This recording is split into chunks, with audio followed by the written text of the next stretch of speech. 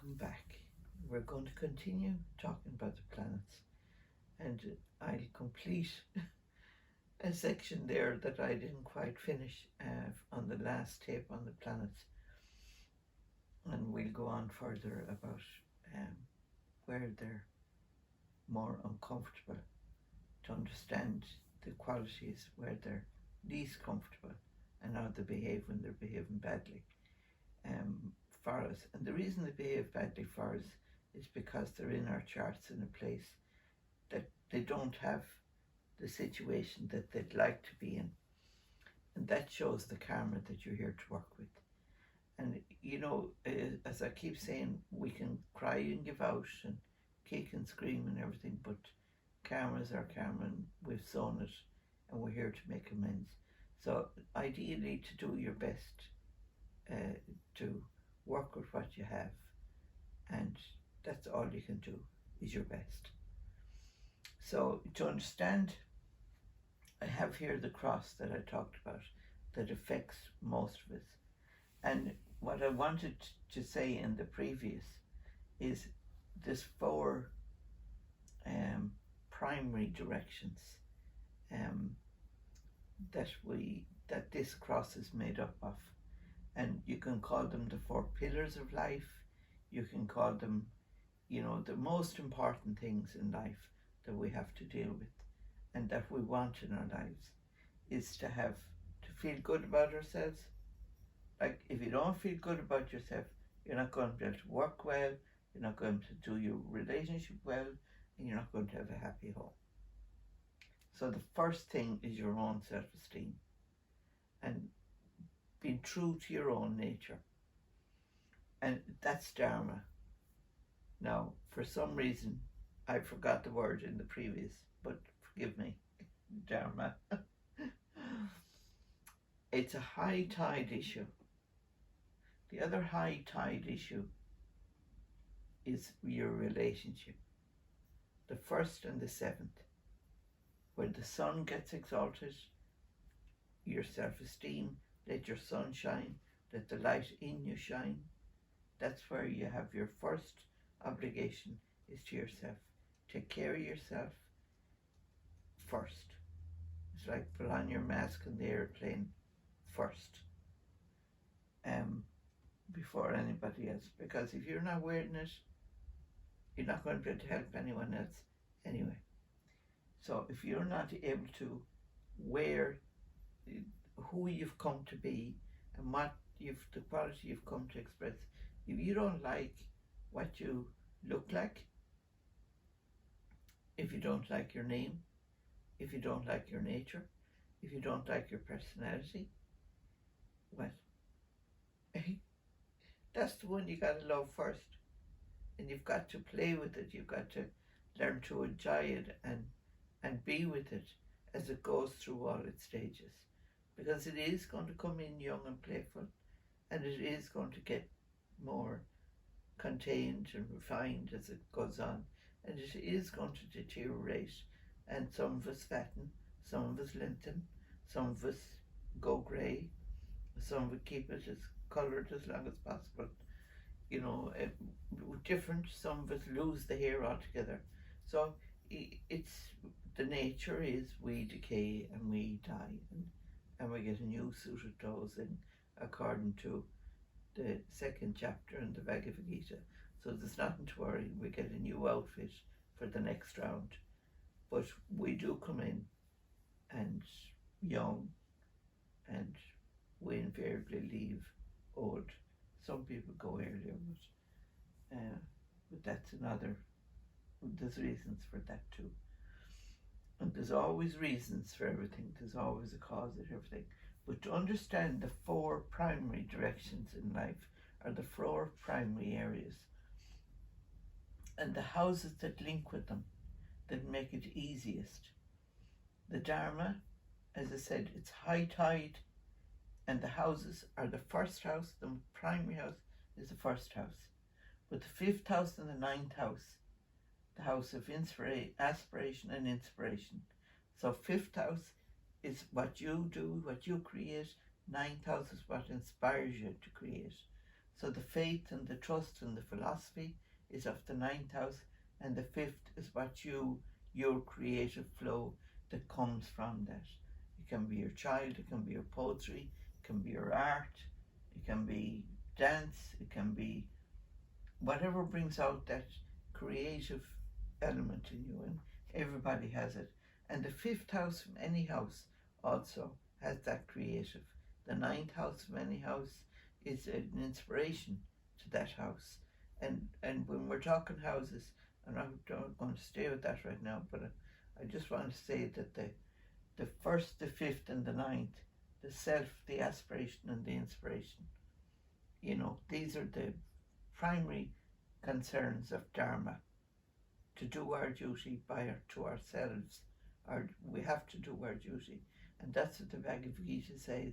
It's our first duty to ourselves, is to do our duty. If we're born to be teachers, if we're born to be farmers, if we're born to be accountants, whatever we're born to be, that quality will come easiest to us. And so that's our duty, to do that and brave up to it. And that's what Krishna was saying to Arjuna. You have to do it. You're a warrior. You have to fight, because that's your duty. And Dharma is more associated with doing what we're good for. And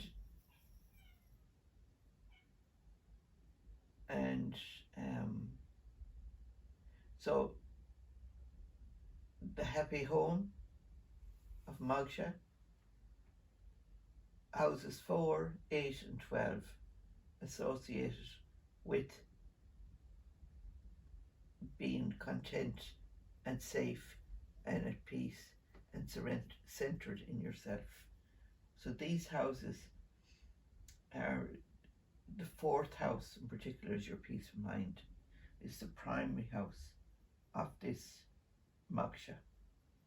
The 8th house is what churns up turmoil. It brings up emotional turmoil, things that we have to deal with. And 12th house is our ability to sleep. Now these are 1, 5, 9 to each other. So the 12th is the 9th from the 4th, which just means the 12th is the inspiration for this 4th. So if you sleep well, you'll have a bit more peace in your mind. And the turmoil or the difficulties that you face will be easier to deal with, because the 8th is the debts that you've come in with. So it's going to be easier to deal with what you have to deal with, whether it's a sickness or whatever comes your way, whatever's in your environment. If you sleep well and if you take care of yourself, look after keep the roof on the house and look after the home fires, keep the home fires burning. So that's the home, if you're at ease with yourself and at home with yourself. And with other, you're talking about the 7th house as being the primary house and the primary area of focus, which is your partner or your interaction with the world. Because in 1, this is I, and the 7th, we're at we. This is where you engage with the life. And the 3rd house is your own will to do what you want to do yourself. And then 7th house is your partners. And so the initiative to have a partner comes from the 3rd house, and the partner is the 7th. And in the 11th house, you become friends. That's the ultimate role of every relationship, is that you become friends. You're attracted to the partner or the people that you're attracted to, because that's what you want to meet in the life, the karma, the people you want to meet. And you want to have friends in your life. So the motivation for that is the 3rd house. And where you learn that primarily in the 3rd house with your siblings. You learn how to be with your siblings. And so the 3rd and the 11th are both associated with siblings as well, the younger siblings and the elder siblings. And so,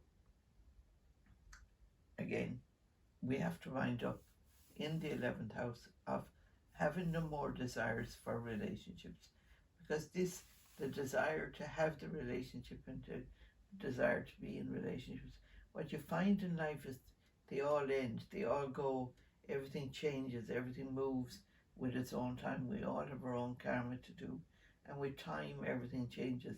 And ideally you make friends and you spend time together, and it's great. And at my age you'd find that a lot of them move on, move country, move, you move jobs, you live in a different place or whatever, and so you make new friends, and you have to keep moving and changing with it if you want to stay connected. But we need to stay connected, but at the same time your ultimate goal is to stop the desires, to end the desires, to end the expectations that come off having relationships, because there's nothing as scalding as to expecting something from somebody and they're not giving it to you. And it just hurts, and that's what hurts. It's the expectation that hurts. Maybe there's something going on for them that makes it impossible for them to meet that expectation at this time. There might be another time when they will be able to supply it, but right now, maybe that's how it is. So to let go of the expectations we have of others, and to be happy for what's with us, who's with us right now, and the value that they're bringing to us right now. And when that's over, it's over. And that's the thing, like trying to pull back what's past is not going to help us. We need to move on. That's Kama. So we've Dharma, Moksha, Kama, Artha, and I probably should have gone anyway. There's no. We need all four pillars, whichever way you look at it. Artha is the place of what we do in the world, what we're seen to do in the world. And so the 2nd, the 6th, the 10th houses, and the high point there is the 10th house. The 10th house is the achievement. We've achieved what we've come to do. We've been able to do relationship. We've been able to take care of our home. We've been able to take care of ourselves. And we're able to have status in the world. We're able to climb to that mountain that's associated with the 10th house, which is the house of karma. And so what moves the house of karma and the work is, ideally, we want money in the bank. We want the bank of turf, which is the 2nd house. The 6th house is pending karma. It's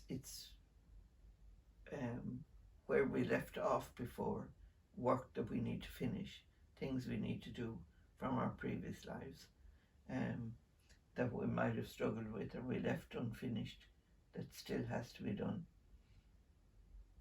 And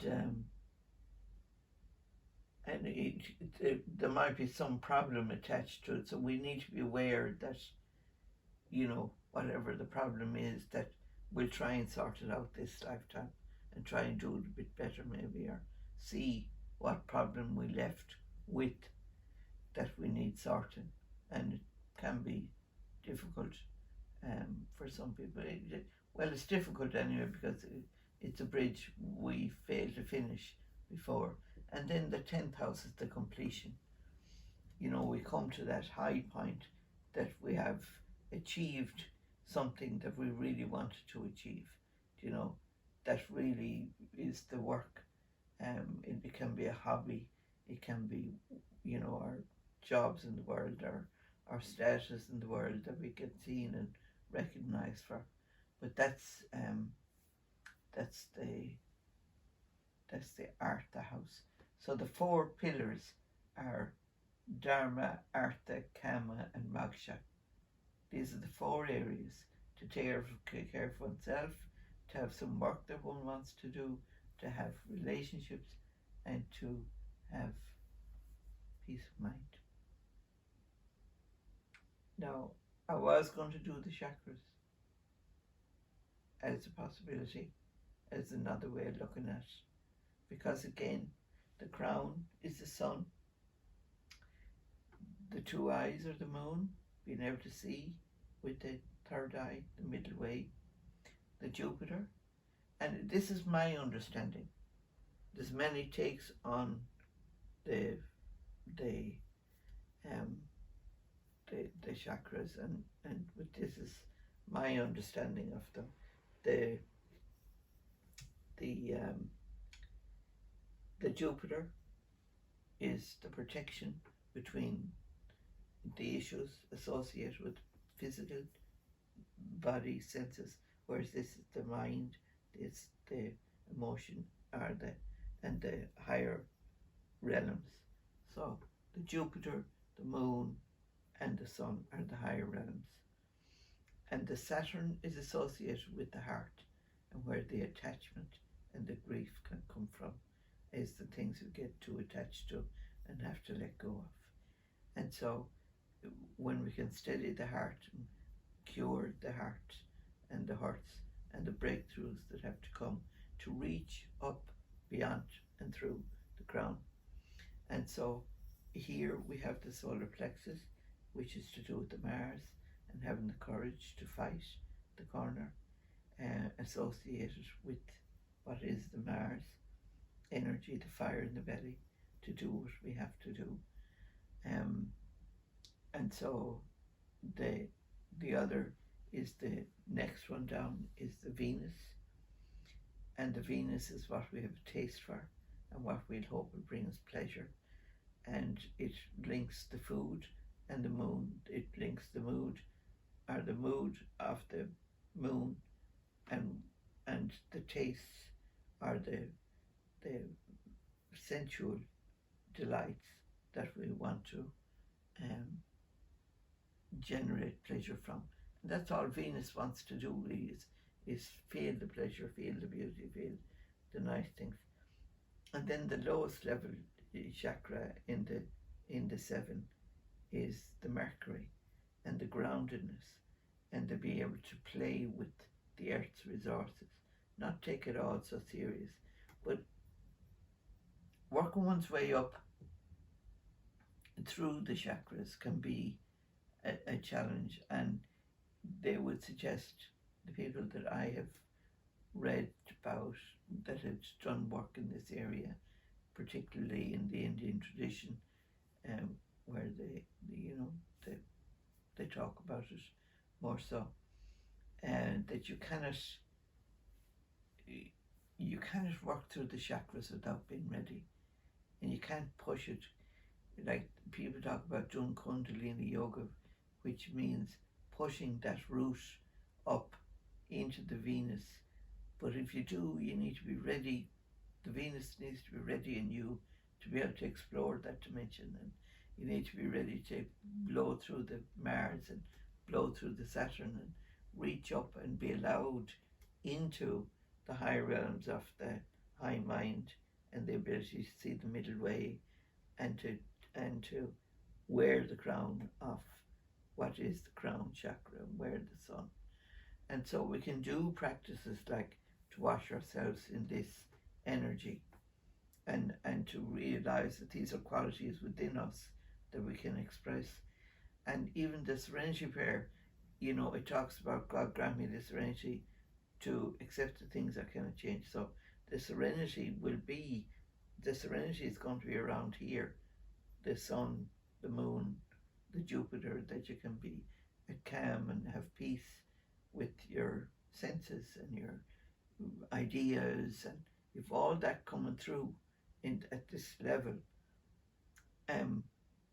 But to accept the things I cannot change is the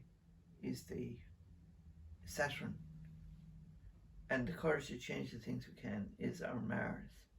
To go for it when we're ready, we can work up the courage and the wisdom to know the difference is granted by our learning, our raising our awareness.